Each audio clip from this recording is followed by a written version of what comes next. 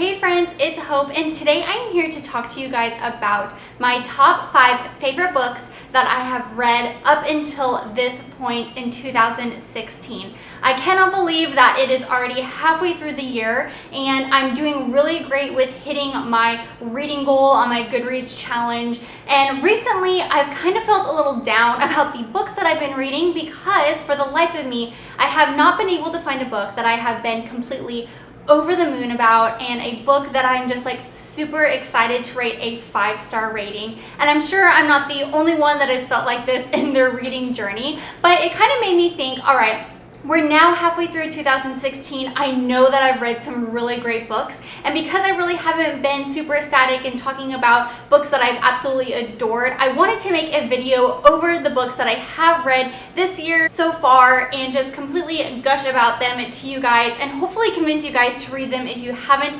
already picked them up. Now, going back and looking at the books that I did rate a 5-star rating, I have about 8 to 10 of them, and not all of them I would recommend to pretty much everybody, but the 5 books that I'm going to talk about today are books that I would highly recommend to just about any reader. It just so happens that all 5 of these books I either read in January or February of this year, so it definitely goes to show that majority of the books that I absolutely loved were read at the beginning of this year.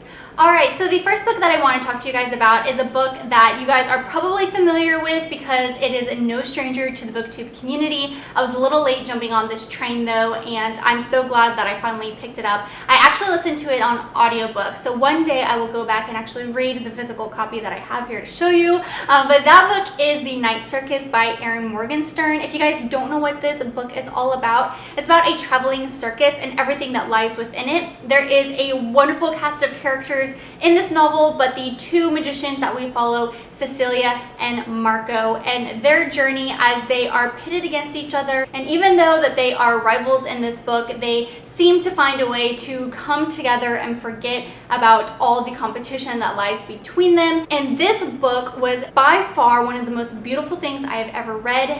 Erin Morgenstern did a wonderful job at just writing such rich descriptions. She also had a way of writing this story that was so whimsical, and you could really enjoy the story from all of your senses. It wasn't just having a wonderful picture of what this is in your head. You could really enjoy the story and feel like you could touch, taste, see, and hear everything that lied within it. If you guys are fans of audiobooks, I highly recommend you guys listening to this via audio. Jim Dale did a marvelous job with narrating this, and like I said, one day I will go back and actually read the physical copy because it was just so amazing and so beautiful. But guys, this was a wonderful 5-star book. I highly recommend if you guys are interested in reading some magical realism with beautiful writing and really memorable characters. The next book I want to talk to you guys about is a book that I have heard a little bit about on BookTube, but it hasn't been super hyped in our community, and that is Wolf by Wolf by Ryan Groden. This book is set up as if the Axis powers won World War II. So Imperial Japan and Germany rule the world right now, and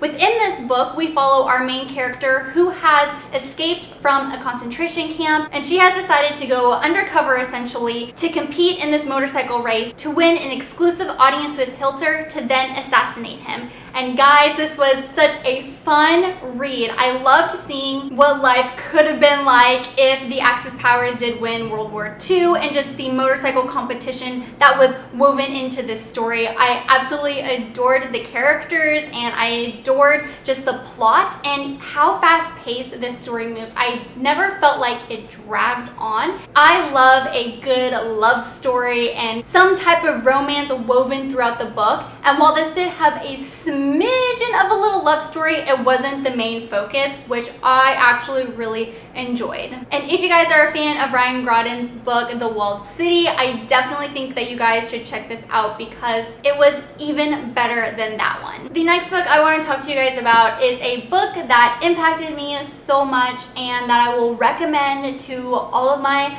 girlfriends out there forever and ever and ever. And that is Redeeming Love by Francine Rivers. This is a Christian fiction fiction book. This was definitely going to be outside of my reading comfort zone, but I've heard so many wonderful things about this novel, and I knew that I needed to read it. And when it was gifted to me by my friend Sarah, I had to read it like that instant, and I seriously did. I think that night I opened up the book, and within 48 hours later, I finished it. This book and story was inspired by Hosea, which is a book in the Bible, and in this book, our main character, Michael Hosea, feels led to pursue and marry Angel, who happens to be a prostitute, and she doesn't feel like she has a lot of self-worth. She doesn't trust men. She just doesn't feel worthy of love. But Michael Hosea decides to pursue and show her love anyways. And this book was so beautiful. It was just like the most perfect portrayal of God's love for us and his unconditional love and forgiveness and grace. And I absolutely adored it. Even if you guys aren't really familiar with the book of Hosea, or you guys aren't really interested in reading Christian fiction books, I just think it is a beautiful story of unconditional love and what true love really looks like. And like I said, I highly recommend, especially to all my lovely lady reader friends out there, pick up this book. I don't think you'll regret it. Now, after I read Redeeming Love, I just so happened to pick up another book that was about love, but this is kind of the opposite of unconditional love. It's kind of what happens on the more negative side to being in love, and maybe how tragic love can be. And that book is The Strange and Beautiful Sorrows of Ava Lavender. My dear friend Hannah sent me this book, and it was funny that I read this book following Redeeming Love, because like I said, they are two totally different types of stories about love. The Strange and Beautiful Sorrows of Ava Lavender follows 3 generations, and the theme of tragic love and misfortune is a theme that carries out through each individual in this story. And just like the Night Circus, this has a lot of magical realism in the book, and it was so beautifully written. I loved how rich these descriptions were as well, and how whimsical this story was. I think anyone can relate to these characters in the book. If you've ever had a relationship of any kind, even if that's a friendship, that has then resulted in a falling out, and kind of the hurt and the sadness that comes along with an ending of a relationship. But I think what I loved the most about this book was the writing, the plot. Our characters were just so wonderfully crafted and super memorable, and I really loved this read as well. The last and the final book that I want to talk to you guys about is a book that was also out of my normal reading comfort zone, and that was Falling Kingdoms by Morgan Rhodes. And this book was actually gifted to me as well by my dear friend Cassidy. So I'm realizing that my friends are really inspiring me to get out of my reading comfort zone, and they have gifted me with